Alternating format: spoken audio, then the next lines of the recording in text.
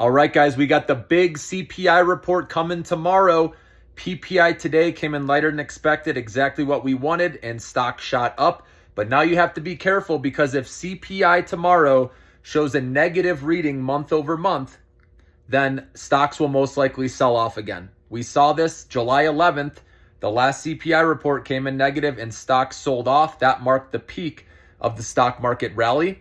And so you want to watch that. If you do see CPI come in month over month negative, then you probably want to get out of the way out of your stocks, okay? If you're a short-term trader. Of course, if you're long-term, remember you have to be able to handle these dips and all this noise in the short run. Always remember the growth is in AI and people will flock back to that at some point. So keep, like I said, holding in your long account. But this is for you short-term traders, okay? You want to watch the CPI month over month reading, okay? So they're expecting 0.2%, okay, for CPI month over month. So if it comes in negative 0.1, it doesn't matter.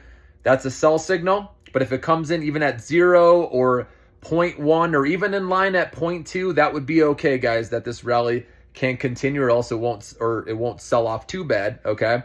And then, because like I said, it popped nicely today. So a lot of times when you have a big green day, right, it gives back some of those gains. So we need these numbers to come in just slightly less than expected. Ideally, if we see a 0.1% CPI reading month over month, that would be good, okay? And then for year over year, the numbers to look at are 3% for overall CPI. That's the expectation. And then it's 3.2% for core CPI. So if we can have it just 0.1% or maybe 0.2, that's fine as well. Underneath that would be really good to have this rally continue, guys. The risk on rally, because again, we're in that perfect scenario where we're not having too weak of inflation where people start worrying about deflation, right, in recession.